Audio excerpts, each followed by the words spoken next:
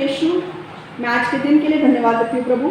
परमेश्वर, मैं मांगती हूँ प्रभु, वचन दोधारी तलवार के समान आए प्रभु, जो लोगों के हृदय में ही नहीं जाए पर उनके जीवन को भी बदले प्रभु। मैं हर एक व्यक्ति जो यहाँ पर आया है, हर एक को तेरे हाथ में लेती हूँ। जो यूट्यूब पर वचन सुनने वाले हैं, हर एक को तेरे हाथ में लेती हूँ। मैं मांगती हूँ प्रभु, प्रकटीकरण का आत्मा उनके ऊपर आने दे, अनुग्रह आने दे, अभिषेक आने दे। जो भी ये वचन सुनने वाले हैं, सिर्फ वचन को सुने नहीं पर उनके जीवन में भी ये वचन लागू हो जाए प्रभु।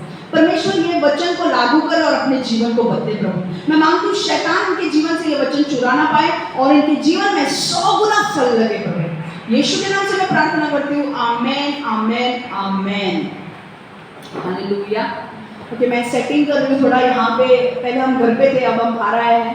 ओके, हमें दूसरी जगह परमेश्वर ने दी है, इसलिए थोड़ा सेटिंग करने के लिए थोड़ी तकलीफ हो गई, बट कोई बात नहीं, चले।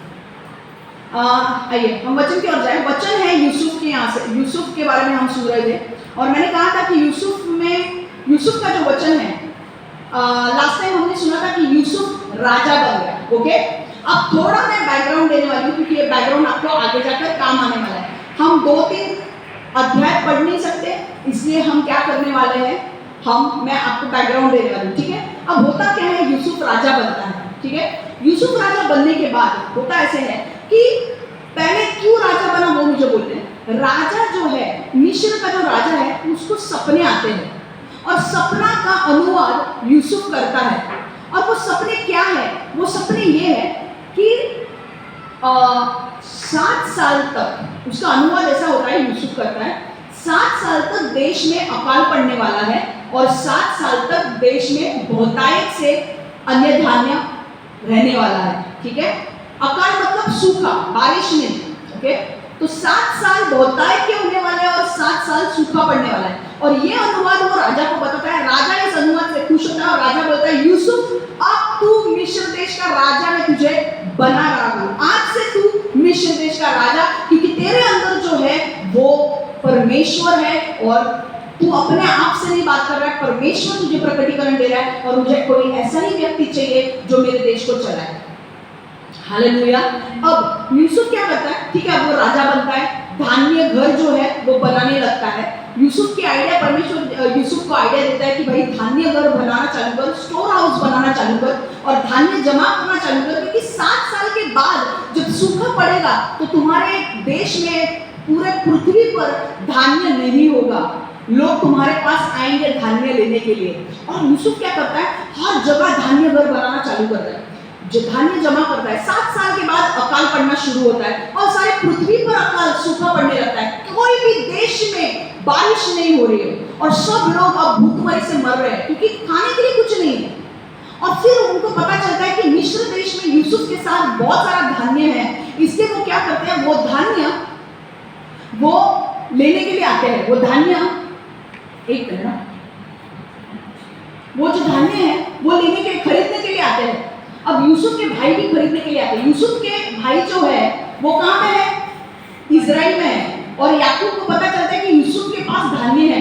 उसे पता नहीं है कि कौन है यूसुफ, पर उसे पता है कि मिस्र देश में धान्य मिल रहा है। वो अपने भाइयों को, अपने बड़े बेटे को बोलता है, 10 लोगों को जाके धान्य लेकर आओ।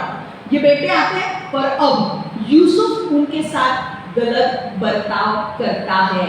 ओके, मैं शॉर्ट में बोलने वाली हूँ क्या बर्ताव करता है वो। जब उसके भाई यूसुफ के पास आते हैं तो यूसुफ उनको जासूस बोलता है। तुम लोग कौन हो, जासूस हो। जानबूझ के, यूसुफ को पता है कि वो मेरे भाई है।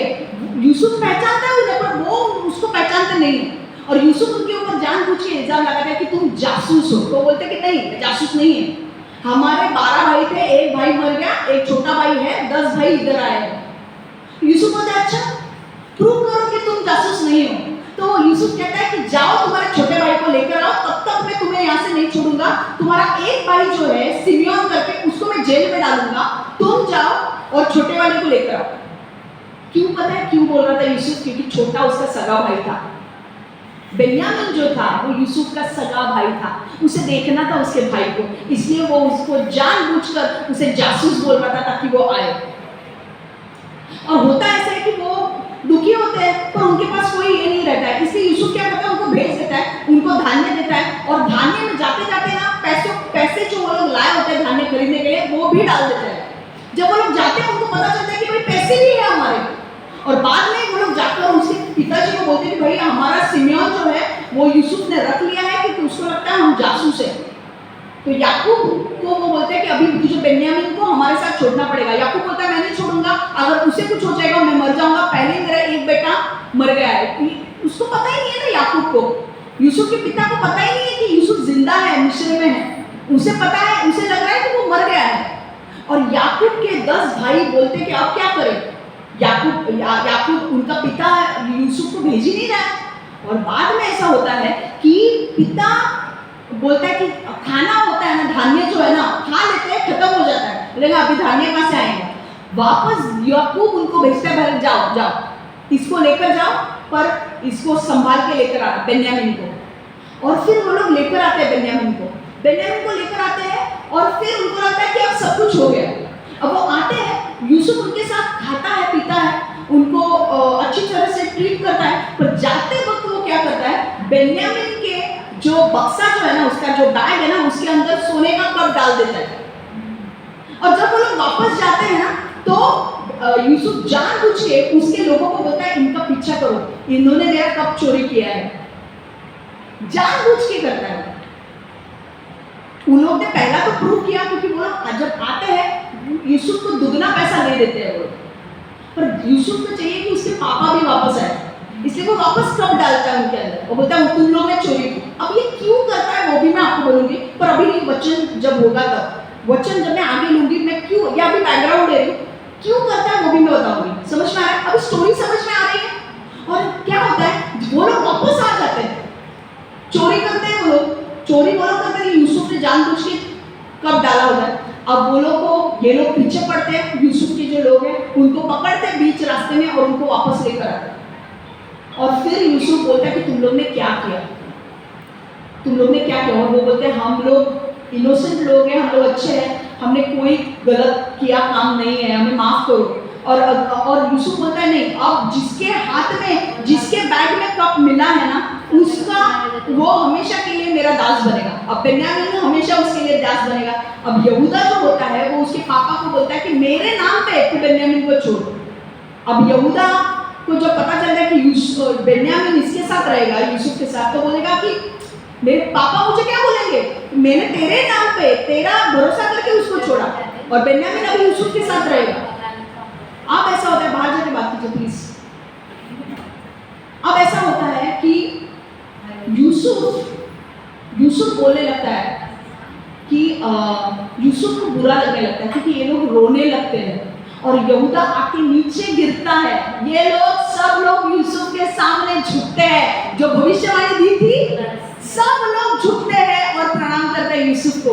और तब यूसुफ को दया आती है और यूसुफ अपने भाइयों को वापस गले लगाता है और फिर वो उन्हें बोलता है कि मैं यूसुफ हूँ, जो भी कुछ गलत हुआ है जाने दो, परमेश्वर की उसमें महिमा थी, परमेश्वर ने जानबूझ के मुझे आगे भेजा ताकि मैं तुम्हें जिंदा रख सकूं। क्यों? याकूब का वंश जिंदा रहना जरूरी था क्योंकि यहूदा से कौन आने वाला था? यीशु। अगर भूखमरी से वो लोग मर जाते तो यीशु आता क्या? इसीलिए यूसुफ को आगे भेजा। समझ में आ रहा है? और फिर यूसुफ अपने भाइयों के साथ एक हो जाता है और फिर वो अपने पापा को भी मिलता है, याकूब को भी मिलता है। ठीक है, ये है बैकग्राउंड। ठीक है, अब हम पॉइंट्स पे जाएंगे। Clear story? Okay, good. अब 8वां जो पॉइंट है, हमने 8 पॉइंट कवर किए, अब तक 7 पॉइंट कवर किए हैं। लास्ट के 4 पॉइंट कौन से थे बताओ मुझे।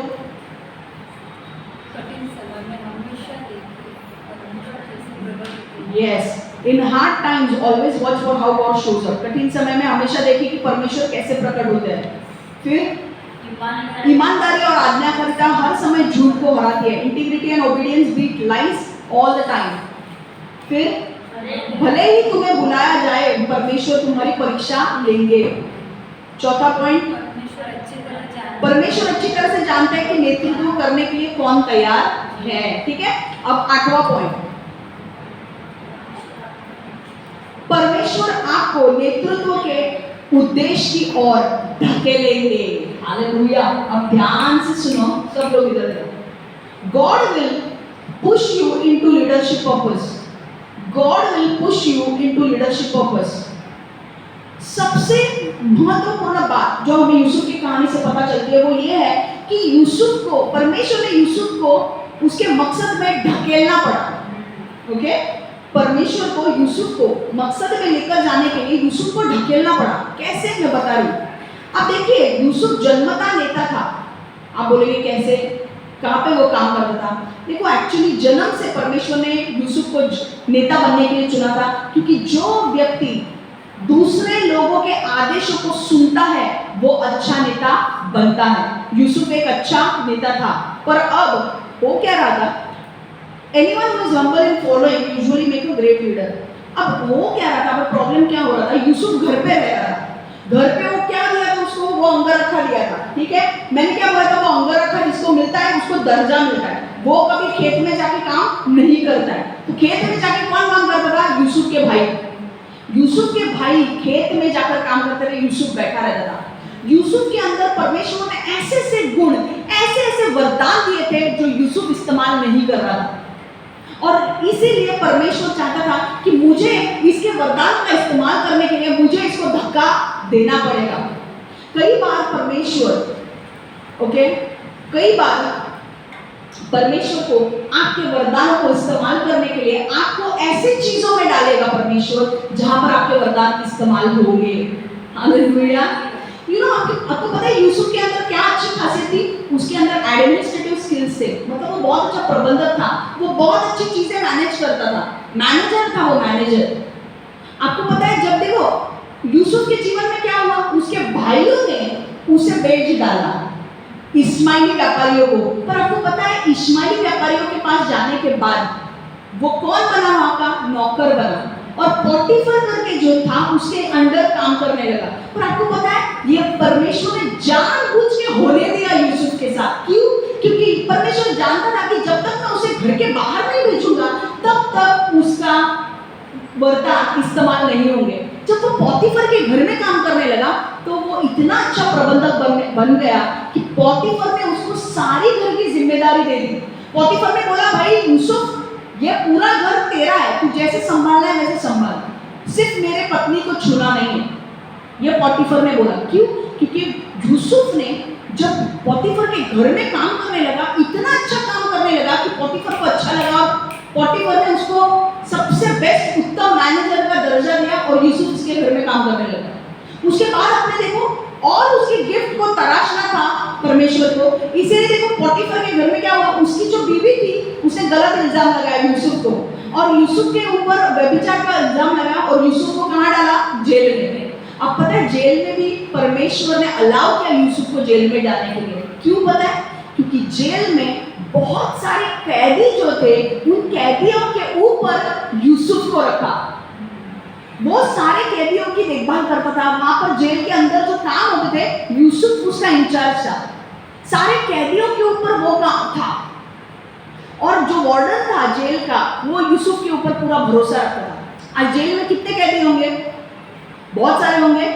पोटीफर के घर में सिर्फ 2 लोग ही थे, मैनेज उसको करना था, थोड़ा था, थोड़े में विश्वास हो रहा, जेल में गए। जेल में एटलीस्ट 60-70 लोग तो होंगे।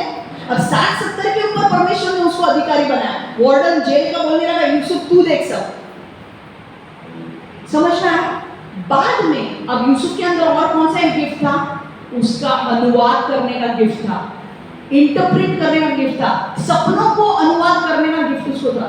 जब जेल में गया तो वो उन लोगों को मिला, 2 बटलर और बेकर, जो रोटी बनाने वाला और खाना बना, द्राक्षरस देने वाला, दाखमधु देने वाला, उनको मिला, और उनके लिए क्या दिया उसने? उनके सपनों का अनुवाद करके उसने बताया। हालेलुया। तो मैं क्या यहाँ पे बोल रही हूँ? देखो, अब तक अगर परमेश्वर ने अगर यूसुफ के जीवन में ऐसी परिस्थिति लाई नहीं होती तो यूसुफ अपने सपनों का अनुवाद करने का गिफ्ट इस्तेमाल करता क्या? तो यह अच्छा ही हुआ ना जो उसके जीवन में होता है। यही चीज मुझे आपको बोलनी है। कई बार मैं आपको एक उदाहरण देती हूँ, कई बार परमेश्वर आपके जीवन में ऐसी परिस्थिति लाएगा जो आपको फोर्स करेगी आपका गिफ्ट इस्तेमाल करने के लिए। जैसे आज हम रैन में आए, यहाँ पे लगाने वाला कोई नहीं था। आज अजू आया, उसने ये लगा दिया, उसने गिफ्ट अपना इस्तेमाल किया, उसे ये सब आता है कि नहीं? नितिन को आता है, ये सारी चीजों में होशियार है वो लोग। प्रीचिंग नहीं आएगा उनको, पर ये काम उनको आएगा जो मुझे नहीं आएगा। हालेलुया, समझ में आ रहा है? ये उनका, अगर मैं उनको बोलूँ तो अज्जू को बोलूँ यार ब्लूटूथ कनेक्ट कर या स्पीकर कनेक्ट कर, वो उसका गिफ्ट है, वो उसको आ जाएगा। मैं आपको बोलूँ, अभी मान लो सपोज एक चर्च है, अभी मान लो सपोज हमारे चर्च में अभी तो कोई म्यूजिशियन नहीं है, पर मान लो अगर एक कीबोर्ड आ जाता है, कीबोर्ड बजाने वाला, अगर वो कीबोर्ड बजाने वाला कहीं गिर गया और उसका हाथ फ्रैक्चर हो गया और डॉक्टर ने बोला 2 महीने के लिए रेस्ट लेना है, तो कीबोर्ड कौन बजाएगा? कोई भी नहीं रहेगा। मान लो अब मैं एक सिचुएशन देती हूँ कि हमारे यहाँ पे और एक लड़का है, एक कीबोर्ड बजाता है, उसका हाथ फ्रैक्चर हो गया, और एक दूसरा लड़का है जिसको कीबोर्ड बजाने आता है पर उसको शर्म आती है लोगों के सामने बजाने के लिए, इसलिए वो सामने नहीं आता है, लोगों को सामने नहीं आता है कीबोर्ड बजाने के लिए। वो बोलता है मैं घर पे बजा सकता हूँ पर यहाँ पे नहीं। और पता है अब एज अ पास्टर मैं क्या बोलूंगी उसको कि भाई इसका फ्रैक्चर हाथ हुआ है तो तू कीबोर्ड बजा, बराबर कि नहीं? तो क्या हुआ, परमेश्वर ने ऐसी परिस्थिति लाई जानबूझ के कि वो जो दूसरा व्यक्ति है कीबोर्ड जो बजाने वाला है, जो शर्माता है, उसे उसकी शर्म छोड़नी पड़ेगी और उसे कीबोर्ड बजाना पड़ेगा। समझ में आ रहा है? जानबूझ के। कई बार परमेश्वर आपसे प्रेम से बात करेगा, जल्दी आओ सेवा करने के लिए, जल्दी आओ सेवा करने के लिए। अगर आप नहीं आते हो, परमेश्वर फिर आपको जानबूझ के धकेलेगा, यहाँ पर जरूरत है, जल्दी आओ। ये जो कीबोर्ड बजाने वाला व्यक्ति है वो शर्म आ रहा था अपने वरदानों को इस्तेमाल करने के लिए। अब ये पहला जो व्यक्ति है वो गिर गया, उसका फ्रैक्चर हो गया। अब परमेश्वर ने क्या किया? अलाउ किया वो फ्रैक्चर होने के लिए, क्योंकि ताकि दूसरे को चांस मिले। समझ में आया? तो कई बार मैं आपके जीवन में भी बोल रही हूँ, परमेश्वर कई बार आपके, मैं ये नहीं बोल रही कि सिर्फ कीबोर्ड के लिए, आपके वरदान जो भी है वो आपको इस्तेमाल करने हैं। आज हम यहाँ पर आए हैं रायन इंटरनेशनल स्कूल में। आज के बाद हमें हर एक व्यक्ति की मदद लगने वाली है, और मैं आपसे विनती करती हूँ कि आप अपना सहयोग दें। आपके अंदर जो भी वरदान है वो इस्तेमाल करें ये लगाने के लिए। बहुत सारे काम है यहाँ पर, तो जल्दी आइए। हालेलुया। तो मुझे बोलना क्या है, कई बार परमेश्वर आपको धकेलेगा। समझ में आ रहा है? धकेलेगा आपके मकसद में जाने के लिए। कई बार आपके जीवन में ऐसी परिस्थितियां लाएगा जिससे आपको चर्च आना पड़ेगा, और चर्च में आने के बाद ही आपके दरवाजे खुलेंगे। समझ में आ रहा है? क्लियर है? आगे अगर प्रेम से आप बात सुनोगे तो अच्छा है, वरना परमेश्वर को अपनी उंगली टेढ़ी करनी पड़ेगी। कुछ लोग नहीं आते, कुछ लोग लगता है अरे क्या है, पर जब उनको कुछ प्रॉब्लम आते हैं फिर भाग के आ जाते हैं वो लोग। प्रॉब्लम आने तक क्यों रुकना है? आ जाओ चर्च में। मैं दूसरी चीज, आपकी जीवन की यात्रा में दूसरों की मदद करें। Help others on your life journey. आपकी जीवन की यात्रा में दूसरों की मदद करें। देखो, एक चीज जो हमें यूसुफ से जीवन से सीखनी मिलती है कि वो अपने बारे में नहीं सोचता था, वो स्वार्थी नहीं था, वो दूसरों की भी मदद करता था। पता है, जब वो जेल में आया, जेल में आने के बाद उसे 2 लोग मिले, रोटी पकाने वाला और दाखमधु देने वाला। उसने उन 2 लोगों की मदद की। एक दिन जब वो जेल में, वो दोनों जेल में जब आए, मैंने बोला ना सारे कैदियों के ऊपर वो था, तो हर एक कैदी के ऊपर उसकी नजर रहती थी। एक दिन यूसुफ ने देखा कि ये दोनों, रोटी पकाने वाला और खाना बनाने वाला, दुखी है। तो उसने जाके पूछा भाई हुआ क्या है? तो उन्होंने बोला हमें ना एक सपना आया दोनों को, और उस सपने का अर्थ हमें पता नहीं है। और इस वक्त देखो यूसुफ का कैसे अनुवाद कर रहा है। यूसुफ बोलता है मुझे सपने अनुवाद करने आते हैं, तुम मुझे तुम्हारा सपना बताओ और मैं उसका अनुवाद करूंगा। और यूसुफ उन सपनों का अनुवाद करता है। हालेलुया। यूसुफ ने क्या किया? यूसुफ गया, उनके साथ बैठा, उन्हें समय दिया। ऐसा नहीं कि यूसुफ सिर्फ अपने बारे में सोच रहा था, नहीं। जब उसने देखा कि यार ये दो लोगों के अंदर कुछ तो प्रॉब्लम चल रहा है, वो गया, उनके साथ बैठा, उन्हें समय दिया। हमें भी ऐसे ही लोग बनते हैं। उसने पता है सपना पूछा, तो सपने में क्या था? यूसुफ ने अनुवाद बताया कि जो रोटी पकाने वाला है, रोटी पकाने वाले को बोला कि भाई तेरा जो सपना है उसका अर्थ ये है कि 3 दिन के बाद राजा तुझे बुलाएगा और तुझे मार डालेगा। और जो दाखमधु वाला था उसे यूसुफ ने बोला 3 दिन के बाद राजा तुझे बुलाएगा और वापस तुझे तेरे पोजीशन पे रख देगा, वापस तू जो काम राजा के लिए करता था वो तू करेगा। आपको पता है ये सपने जो थे उनके वजह से, आपको कई बार ऐसे सपने आते हैं कि नहीं जिसकी वजह से आपको समझ में नहीं आता है कि क्या सपना है, क्या सपना है, होता है कि नहीं, पर अगर आपको उसका कोई अनुवाद पता है तो आप भी हल्के हो जाते हो ना। वैसे ही ये लोग इतने परेशान थे कि सपनों का अर्थ नहीं पता था, पर जब यूसुफ ने समय निकाला और उनके सपनों का अर्थ का अनुवाद किया तो उनकी परेशानी मिट गई। भले ही वो अनुवाद कुछ लोगों के लिए सही, कुछ लोगों के लिए अच्छा नहीं था क्योंकि वो मार डालने वाला था उसको राजा, पर एटलीस्ट एक परेशानी तो मिट गई, वरना उनके दिमाग में क्या है सपना उसी के बारे में सोचते रहते हो। कई बार मैं आपको बोलना चाहती हूँ, यहाँ से हमें सीखना क्या है, यहाँ से हमें ये सीखना है कि हमें स्वार्थी नहीं बनना है। आपके जीवन की यात्रा में आपको बहुत सारे लोग मिलेंगे जो आपको जो दुखी होंगे, कष्ट में होंगे, परेशान होंगे। ऐसे समय में आपको सिर्फ अपने बारे में नहीं सोचना है, आपको उनके साथ जाकर बैठना है, उनको समय देना है। क्या पता जब आप उनके साथ बात करोगे, जब आप उनके साथ बैठोगे, उनके जीवन में कौन सा प्रॉब्लम आप सॉल्व करोगे। कभी कभी ना लोगों को पता है, आपको लोगों को पैसों की जरूरत नहीं होती है, लोगों को बोलते हैं, लोगों को प्रॉब्लम पैसों से नहीं होता है कि वो लोगों को पैसा नहीं चाहिए, वो लोग उनके साथ बात करने वाला कोई नहीं होता है क्योंकि वो लोग अकेले होते हैं। और सिर्फ आपके 2 मिनट या 10 मिनट उनको देने से उनका दिन अगर अच्छा हो रहा है तो क्यों नहीं। आपके जीवन में बहुत सारे लोग मिलेंगे आपको जो कष्ट में है, दुख में है, आप उनको सबसे उत्तम गिफ्ट क्या दोगे, आप उनको समय दो, उनके साथ बात करो और उस समय में उनको क्या बताओ, यीशु के बारे में प्रचार करो, क्योंकि हम उनकी परेशानी सॉल्व नहीं कर सकते पर यीशु हमारा कर सकता है। हालेलुया। अगर वो चर्च में आएंगे, यीशु की उपस्थिति में बैठेंगे, मैं आपको बोलूं उनके जीवन के दरवाजे खुल जाएंगे।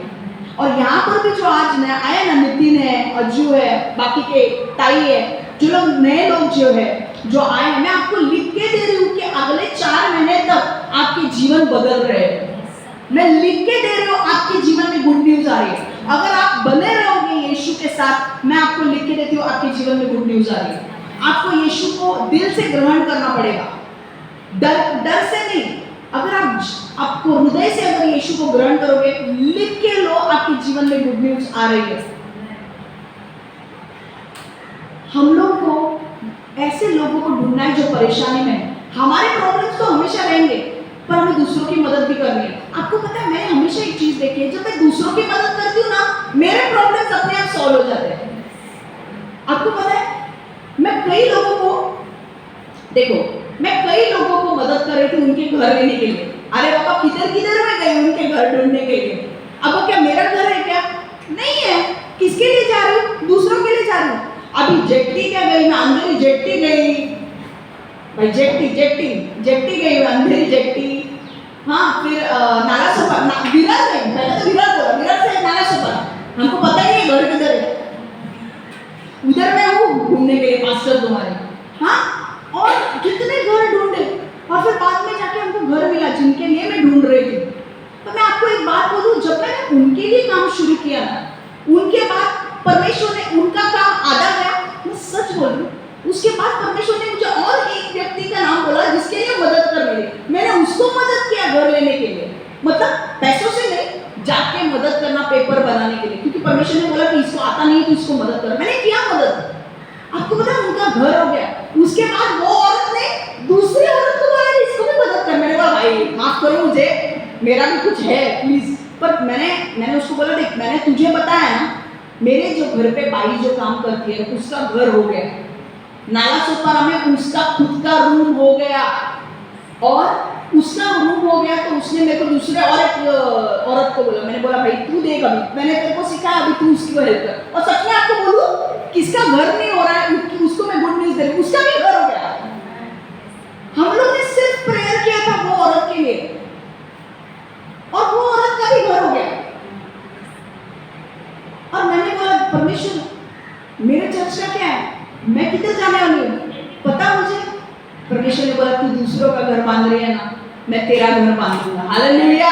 परमेश्वर ने अगर राम इंटरनेशनल दिया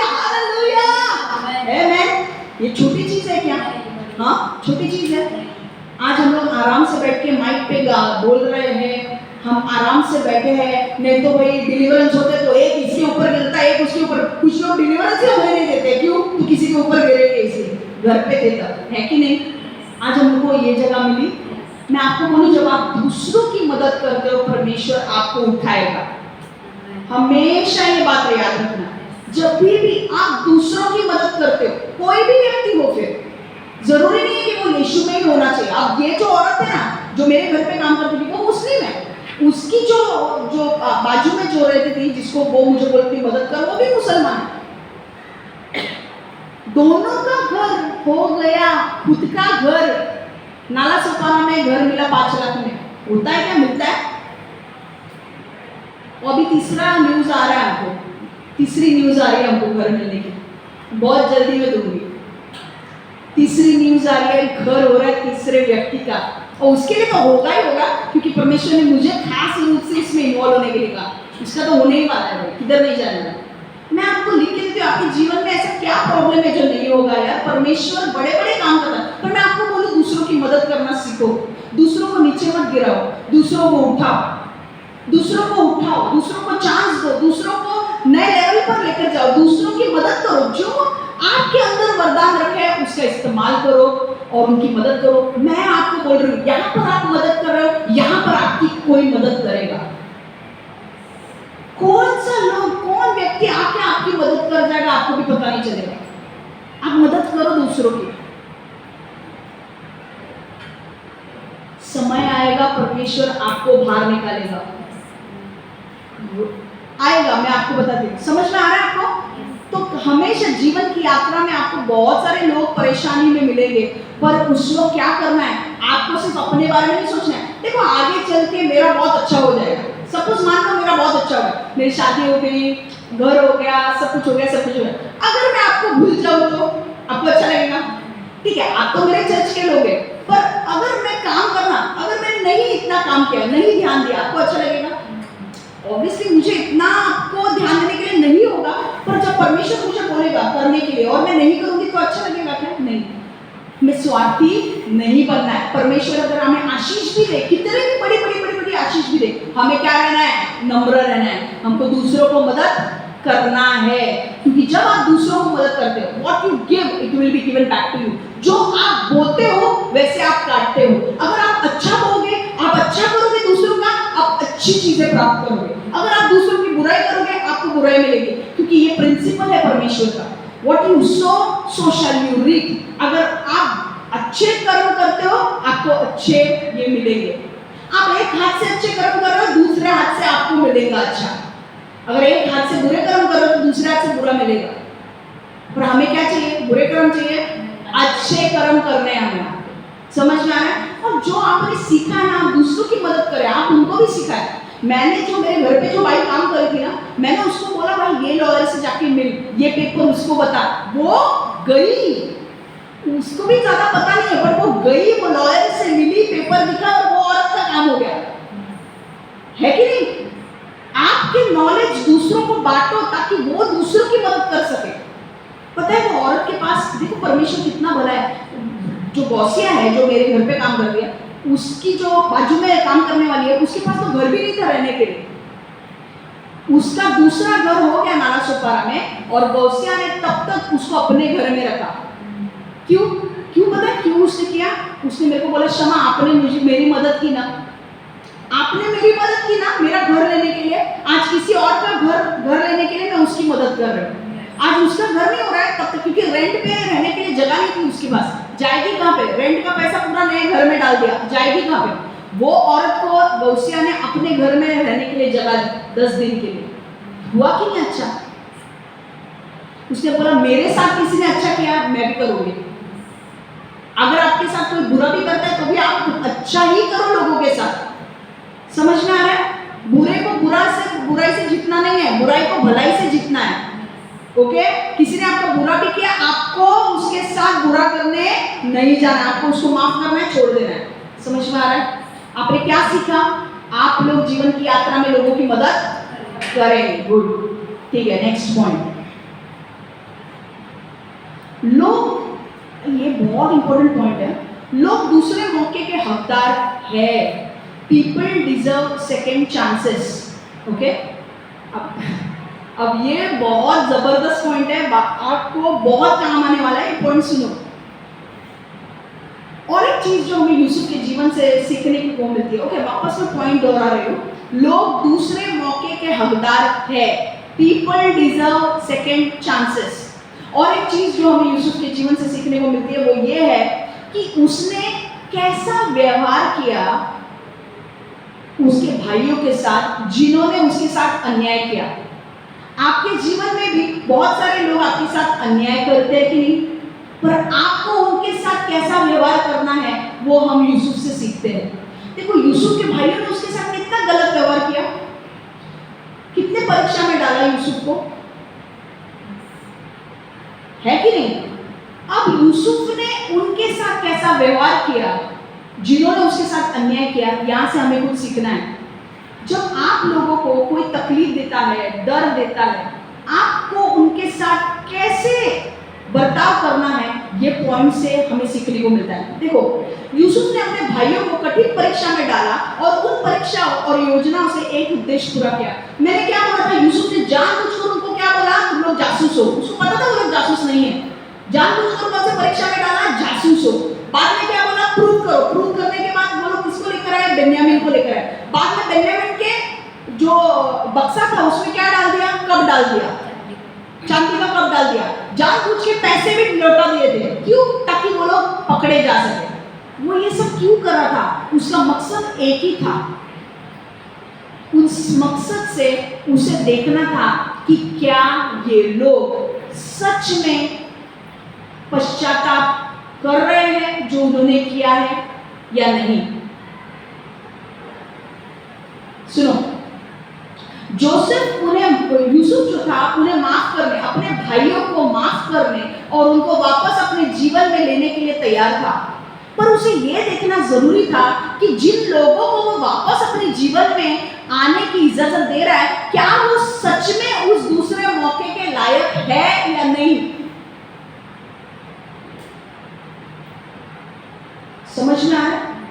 यूसुफ के साथ उन्होंने इतनी बुराई की थी, यूसुफ को प्रॉब्लम उससे नहीं था, कितनी बुराई भी करो, यूसुफ अपने भाइयों से प्रेम करता था, यूसुफ उनको माफ भी करना चाहता था और उनको वापस अपने जीवन में लेकर आना चाहता था।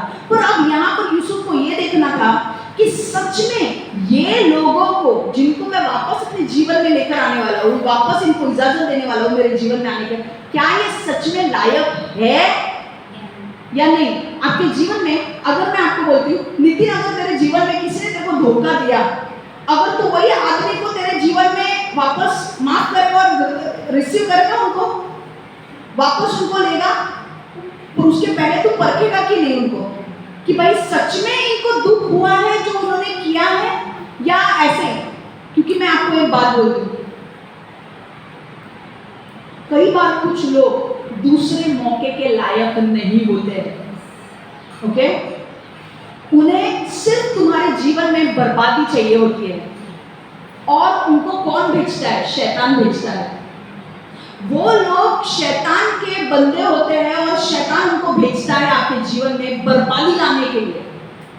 अगर तुम और वो जिनको शैतान भेजता है ना आपके जीवन में, उनको तो बेचारों को पता भी नहीं होता है कि शैतान के नीचे वो लोग काम कर रहे हैं, मतलब शैतान ने उनको भेजा, उनको पता भी नहीं होता है।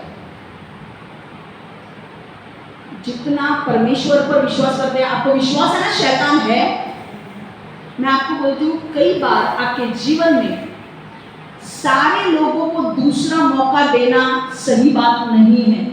ओके, कई बार आपके जीवन में ऐसे लोग आएंगे जो आपको दुख देंगे, दर्द पहुंचाएंगे, तकलीफ देंगे, पर उसके बाद हम उनको माफ करते हैं। पर माफ करने के बाद उनके साथ रिश्ता रखना या नहीं रखना, ये हमें परखना है। क्योंकि अगर आपने परखा नहीं तो आपके जीवन में आके वो लोग वापस बर्बादी शुरू करेंगे। ये मैं क्यों बोल रही हूँ, क्योंकि कई बार शैतान लोगों का इस्तेमाल करके आपके जीवन में बर्बादी लाता है। समझ में आ रहा है। और वही लोग आपके जीवन में अगर वापस आ गए, बर्बादी तय समझो। इसलिए आप बोलोगे फिर हमें क्या करना चाहिए। देखो, बाइबल कहीं नहीं कहता है कि भाई जिनको तुमने माफ किया उनके साथ रिश्ता बनाओ। बाइबल नहीं कहता है। बाइबल कहता है माफ करो लोगों को, और हमें माफ करना है, हृदय से माफ करना है। माफ करना है मतलब अगर किसी ने आपके साथ बुराई भी की है तो हमको उसका बदला बुराई से नहीं देना है, हमको उनको माफ करना है। कितनी भी उन्होंने बुराई की हो, हमें उनको माफ करना है, हमें उनको क्षमा करनी है। पर जरूरी नहीं है कि आप उनके साथ वापस रिश्ता बनाएं। समझ में आ रहा है? कई बार दूसरा मौका आपके लिए भारी पड़ सकता है। तो ऐसे समय में आप क्या करें? परखो। यूसुफ यही परखना चाहता था। जानबूझ के यूसुफ अपने भाइयों को ऐसे परीक्षा में डाल रहा था, जासूस बोल के, वो कप उनके बैग में डाला, पैसे वापस डाले, जानबूझ के करा था ताकि यूसुफ को चेक करना था कि भाई ये लोग जो आ रहे हैं ना, इनको सच में पश्चाताप है या नहीं इन्होंने जो किया उसके लिए। अगर मैं आपको बोल रही हूँ जिसने अगर आपको दर्द पहुंचाया है, आपके बारे में बहुत कुछ गलत सलत कहा है, झूठ बोला है, ये किया, अगर वो लोग आ जाते हैं, अगर आपको क्या पता कि वो लोग अच्छे नियत से आ रहे हैं या बुरे नियत से, आपको उनको परखना पड़ेगा। और अगर आपको ज्यादा समझ नहीं आता है कि कैसे परखना, परमेश्वर से पूछिए, परमेश्वर मैं इनको अपने जीवन में वापस लूं या नहीं। सबसे बेस्ट उत्तम तरीका है परमेश्वर से पूछो कि परमेश्वर ये व्यक्ति ने मेरे साथ गलत किया, मैं इसको माफ कर रही हूं, पर इसको लेना है मेरे जीवन में या नहीं, तू मुझे बता। मैं ये नहीं बोल रही कि सब लोग गलत होते हैं, नहीं, मैं ये नहीं बोल रही हूँ। बहुत सारे लोग आपके जीवन में ऐसे होंगे जो आपके साथ बुराई भी करेंगे, पर वो लोग हृदय से अच्छे होंगे। उन गलती की वजह से उन्होंने कुछ किया होगा, पर उनको सेकंड चांस मिलना चाहिए, राइट है कि नहीं? क्योंकि उन्होंने जो किया है उसको पश्चाताप होता है उन्हें, और फिर वो क्या बोलते कि नहीं आगे से मैं कभी नहीं करूंगी या करूंगा। ऐसे जो लोग हैं जिनको सच में पश्चाताप होता है और वो बोलते कि नहीं मैं आगे से ये काम कभी नहीं करूंगी, कभी नहीं करूंगा, उनको आप ले सकते हो, उनको आपके जीवन में वापस आप ले सकते हो। पर जो लोग गलत है, जो लोगों का मकसद आपको सिर्फ तकलीफ में डालना है, उनको आपके जीवन में वापस मौका मत दो। कुछ लोग आपके सामने ऐसे एक्टिंग भी कर सकते हैं, अरे हाँ सच में मेरे को पश्चाताप हुआ है, पर अंदर से बोल रहे होंगे एक बार मुझे चांस मिलने दो इसके जीवन में आने का, वापस से कर दो। ऐसे समय पे परमेश्वर से पूछो कि क्या मैं इसको अपने जीवन में लूं या नहीं। माफ तो हमको सबको करना है, पर रिश्ता बनाना कहीं नहीं लिखा है। समझ में आ रहा है? चतुर हो जाओ, चतुर हो जाओ, कहीं नहीं लिखा है ऐसे लोगों के साथ रिश्ता बनाना। और जो लोग सच में पश्चाताप करते हैं, आपको परमेश्वर अंदर से बोलेगा इनको वापस चांस दो, उनको वापस चांस देना, क्योंकि वो लोग सच में पश्चाताप किए होंगे। गलती सबसे होती है, पर गलती से सुधरने वाले लोग होंगे, पश्चाताप करने वाले लोग होंगे, तो आपके जीवन में उनको वापस लो। पर गलती के बाद अगर परमेश्वर बोलता है कि नहीं कुछ लोगों से दूरी बना के रखो, तो दूरी बना के रखो, क्योंकि कई बार हमारी सुरक्षा अपने हाथ में होती है। हम जब लोगों से दूरी बनाते हैं तो हम अपना रक्षण करते हैं। समझ में आ रहा है? हम अपना रक्षण करते हैं। कुछ लोगों को अपने जीवन में आने मत दो, पर जब परमेश्वर कहता है कि यस ये बंदा अच्छा है, इसको तेरे जीवन में आने दे, उसे they deserve a second chance, उनको दूसरा मौका देना जरूरी है, तो आप उसको दूसरा मौका दो। समझ में आ रहा है? सब आप कुछ सीख रहे हो, वचन से कुछ सीख रहे हो, कुछ नॉलेज मिल रहा है आपको कैसे लोगों के साथ व्यवहार करना है।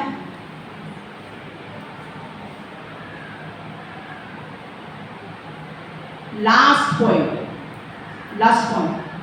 परमेश्वर की प्रक्रिया पर विश्वास रखे।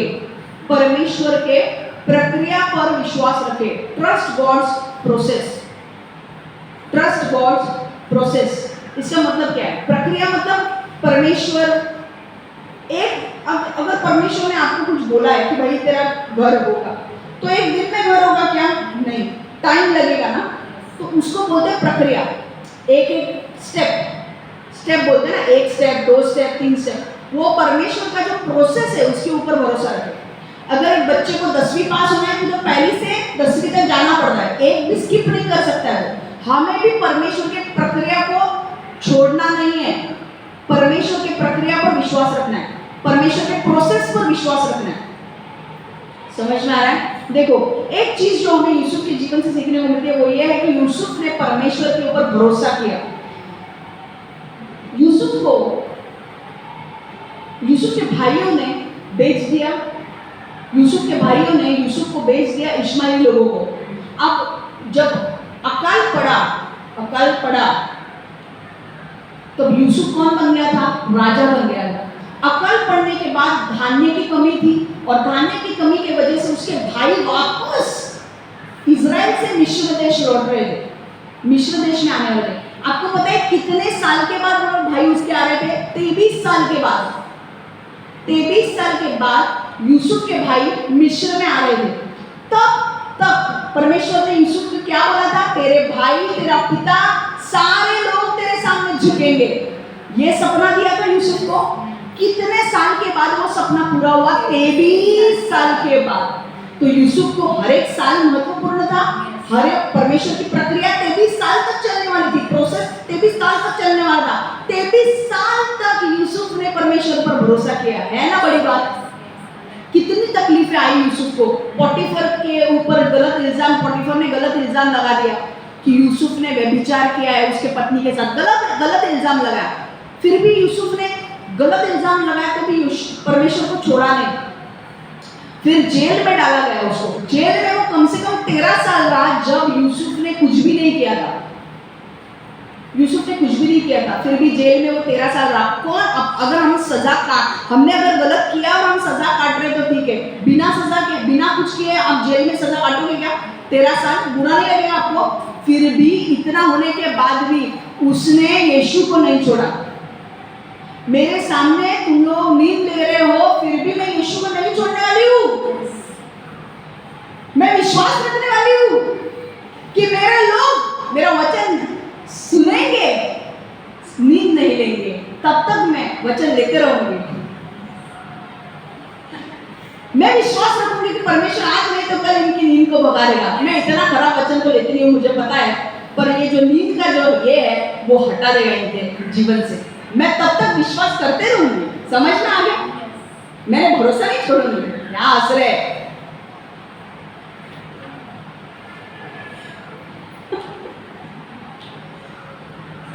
बहुत प्रेरणा देते हो मेरे सामने, फर्स्ट बेंच पे बैठ के नींद ले रहे हो, बहुत प्रेरणा मिल रही है मुझे वचन लेने के लिए।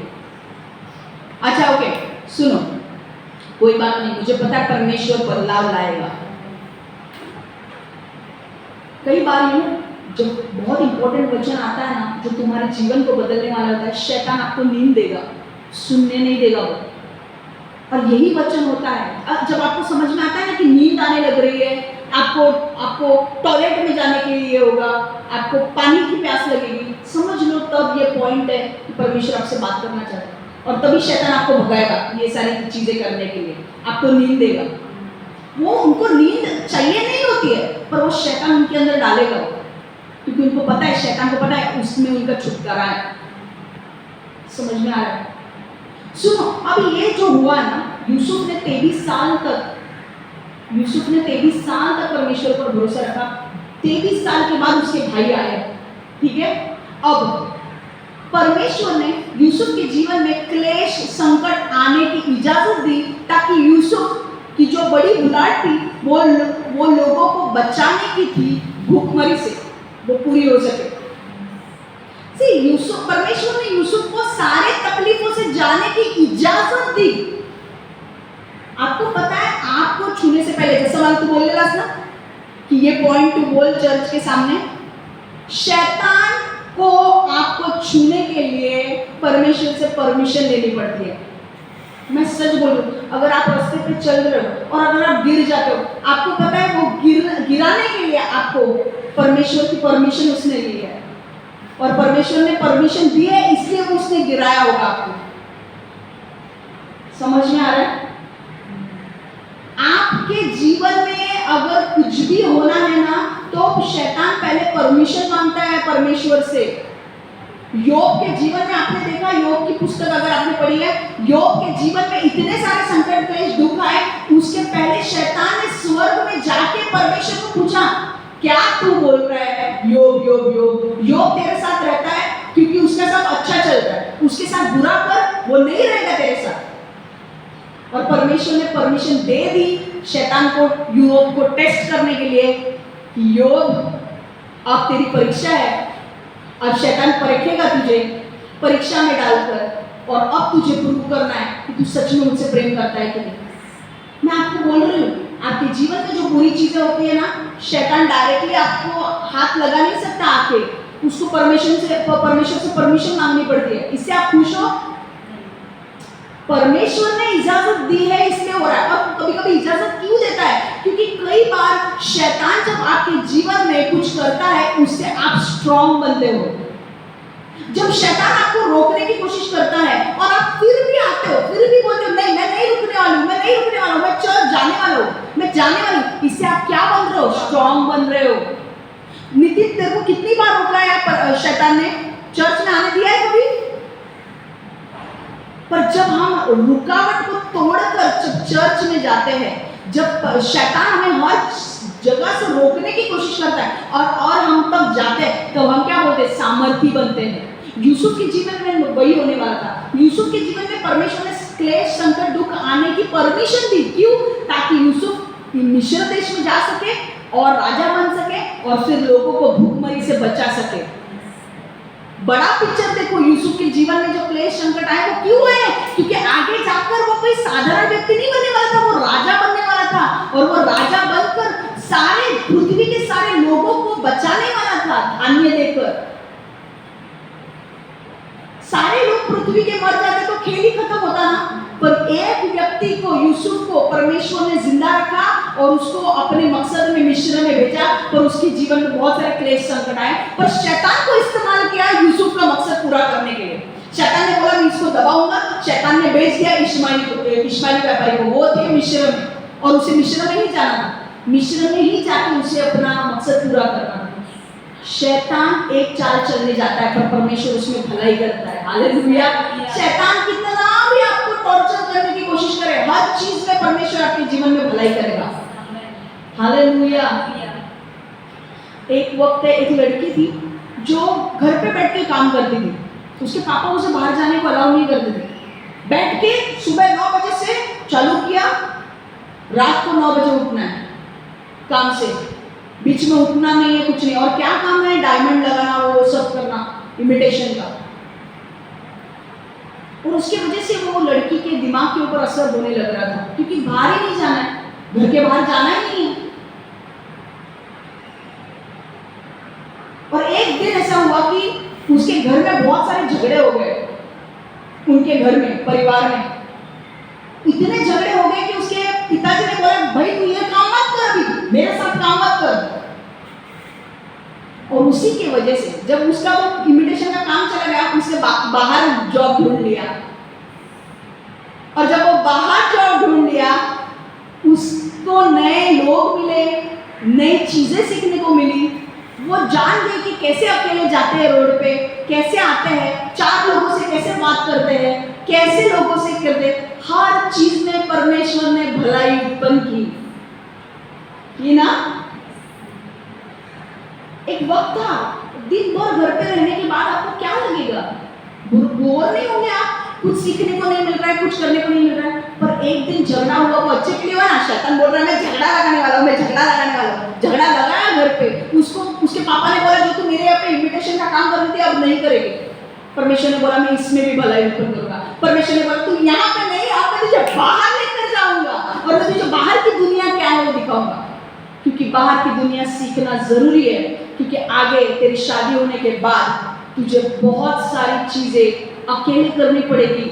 जब तुझे अनुभव कैसे आएगा वो सारी चीजों का? आज जब वो जाती है, 4 लोगों से बात करती है, 4 लोगों के बीच में काम करती है, उसका काम भी अच्छा चल रहा है, पैसे कमाती है, कॉन्फिडेंस आ गया उसके अंदर, हाँ मैं कुछ कर सकती हूँ। ये सारी चीजें इसलिए है क्योंकि जब उसकी शादी हो जाएगी तो वो खुद अपने बलबूते पर कर पाएगी। उसके हस्बैंड को सपोर्ट करना पड़ेगा ना उसे। कैसे सपोर्ट करेगी अगर अभी से नहीं करेगी तो? समझ में आ रहा है? हर चीज में परमेश्वर भलाई उत्पन्न करता है। मैं देखो यूसुफ के कष्टों से किसको महिमा मिली? परमेश्वर को। परमेश्वर यूसुफ ने पहचाना कि कैसे मनुष्य के स्वार्थ केवल ईश्वर की शक्ति और विश्वास योग्यता को उजागर करता है। Hallelujah.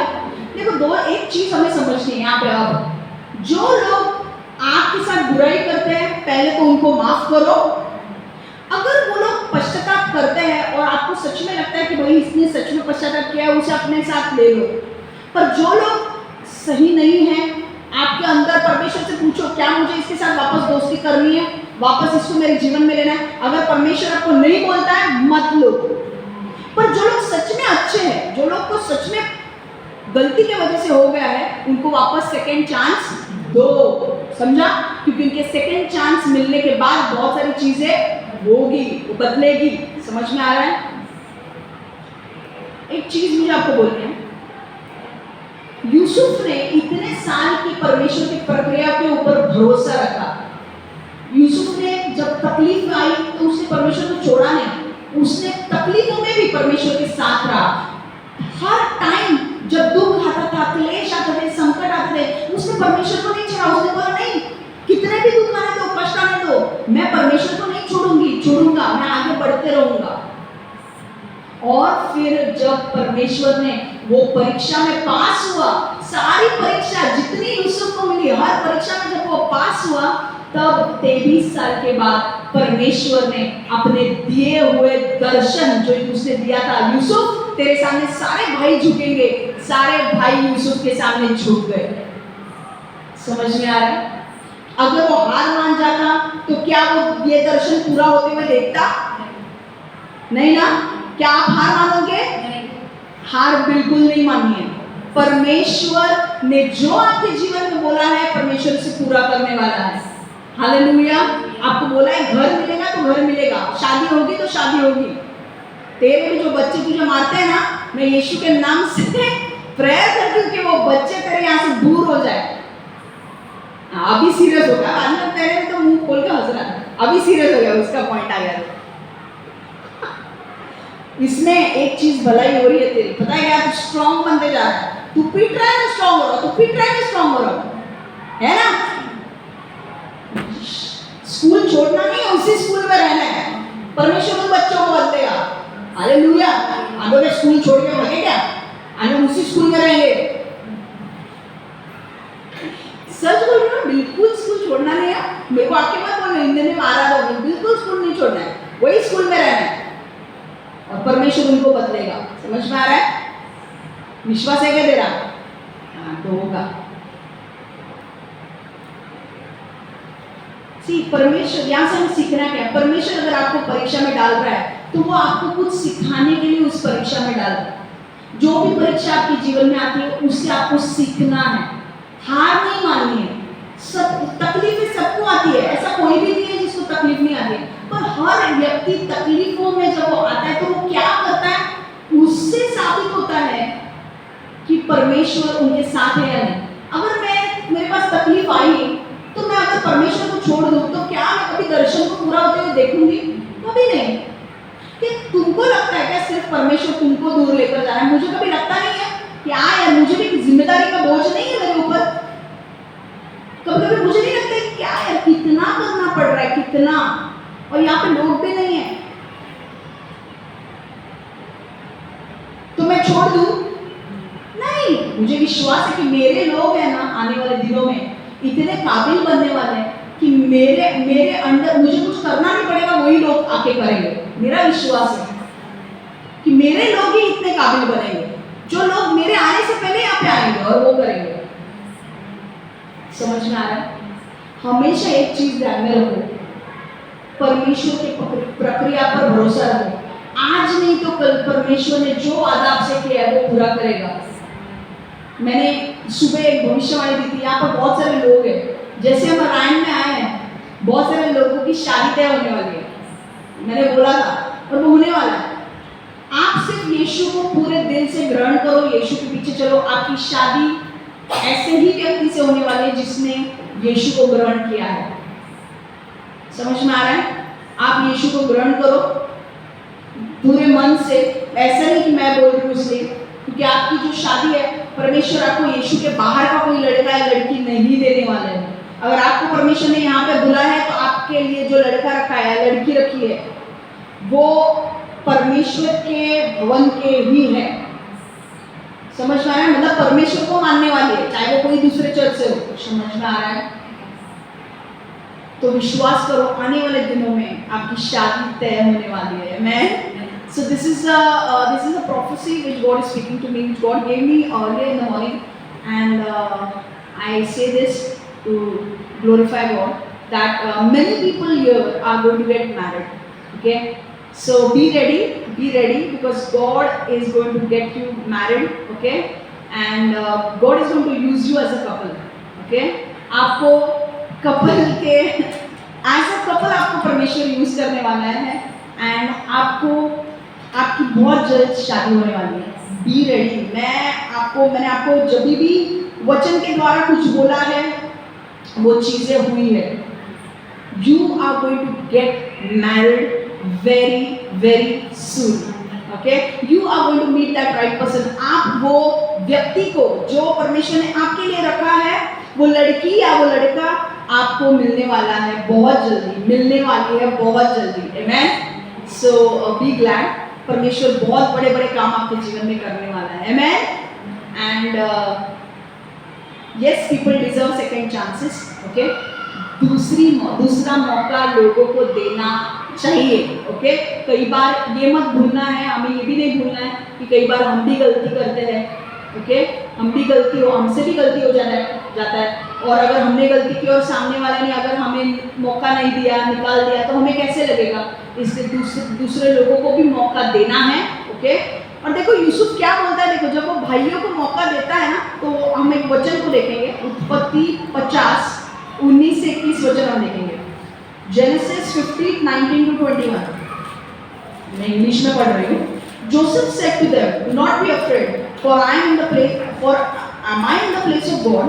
But as for you, you meant evil against me, but God meant it for good, in order to bring it about as it is this day, to save many people alive. Now therefore do not be afraid. I will provide for you and your little ones." And he comforted them and spoke kindly to them.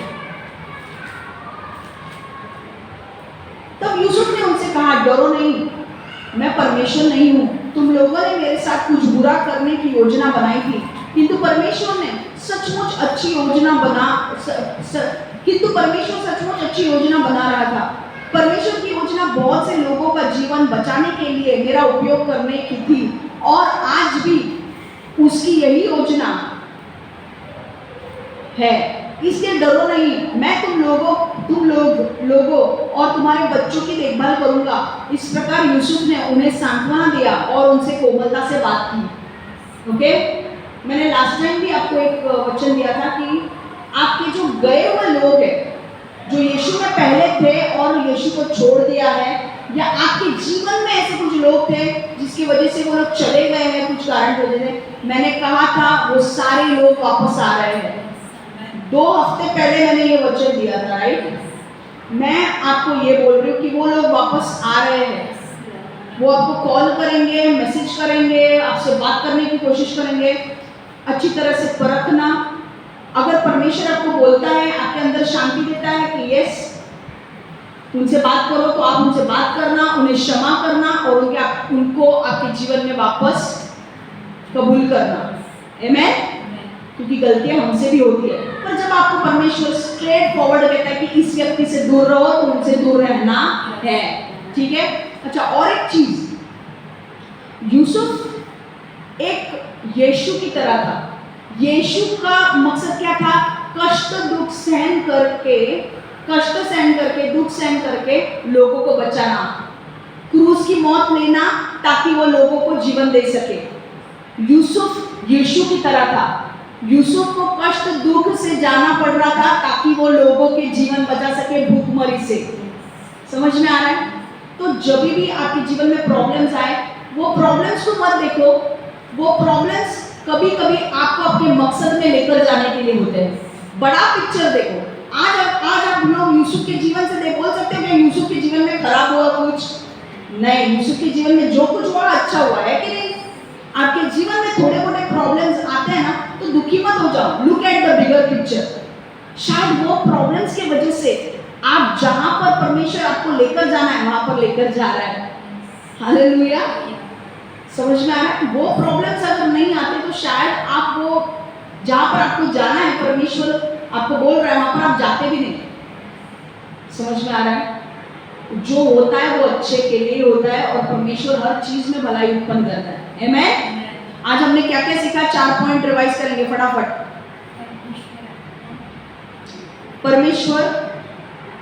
परमेश्वर आपको नेतृत्व के उद्देश्य की ओर ढकेलेंगे। Okay, God will push you into leadership purpose.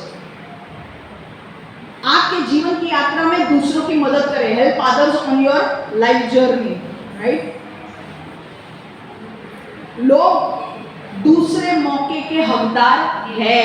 Okay, जब लोग वापस आते हैं उनको देना मौका जरूरी है। अगर वो लोग सच में उन्होंने पश्चाताप किया है तो, अगर नहीं किया है, परमेश्वर आपको नहीं बोल रहा है, मत दो उनको चांस। ठीक है? परमेश्वर की प्रक्रिया पर विश्वास रखें, परमेश्वर के प्रोसेस पर विश्वास रखें। हर चीज में परमेश्वर भलाई उत्पन्न करता है। आज हमें यहाँ पे लाया है रायन इंटरनेशनल में, वो इसमें भी परमेश्वर की कुछ भलाई है। आज बहुत सारे लोग मालाड के हैं, आपको तो अच्छा हो गया कि नहीं मालाड के लोगों को, है कि नहीं? रायन इंटरनेशनल गोरेगांव में हम आए हैं, यहाँ पर परमेश्वर की कुछ मकसद है, इसलिए हम आए हैं। ऐसे नहीं परमेश्वर ने हमें लाया चल क्षमा टाइम पास के लिए गोरेगांव जा, नहीं नहीं नहीं, कुछ मकसद है। समझ में आ रहा है?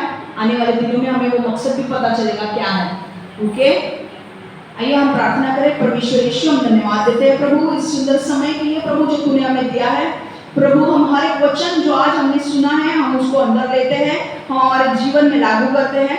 परमेश्वर आज तूने हमें कहा है कि हम तेरे प्रक्रिया पर भरोसा रखेंगे, हम हमारे जीवन की यात्रा में दूसरों के ऊपर भी ध्यान देंगे। हम जब लोग हमारे पास आएंगे तो परमेश्वर अगर वो सही है, अगर तू हमें इजाजत देता है, अगर और हमें शांति मिलती है, और अगर वो सच में पश्चाताप कर दे तो हम उन्हें दूसरा मौका भी देंगे। और परमेश्वर हमारा विश्वास है कि प्रभु तूने यहाँ तक लाया तो हमें आगे भी लेकर जाएगा। परमेश्वर हर एक को ब्लेस कर, हर एक को आशीर्वाद कर, हर एक के जीवन को बदल। और परमेश्वर मेरा विश्वास है कि आज से तू बहुत सारे लोगों को लीडरशिप पर्पस में ढकेल रहा है, बहुत सारे लोगों को उनके उद्देश्य पूरा करने के लिए उनको वहां पर भेज रहा है। और आने वाले दिनों में बहुत सारे लोग नई नई जिम्मेदारी लेने वाले हैं। मैं हर एक के लिए, हर जिम्मेदारी के लिए धन्यवाद देती हूँ प्रभु, जो आने वाले दिनों में तो हमारे जीवन में लाने वाला है उसके लिए प्रभु। परमेश्वर आज का जो वचन है प्रभु, जिन्होंने सुना है उनके जीवन में प्रकटीकरण आए, वचन पर वो चले और वचन से वो बदले अपने जीवन को, और परमेश्वर शैतान इस वचन को चुरा ना पाए। यीशु के नाम से मैं प्रार्थना करती हूँ। Amen, amen, amen. God bless you all, take care.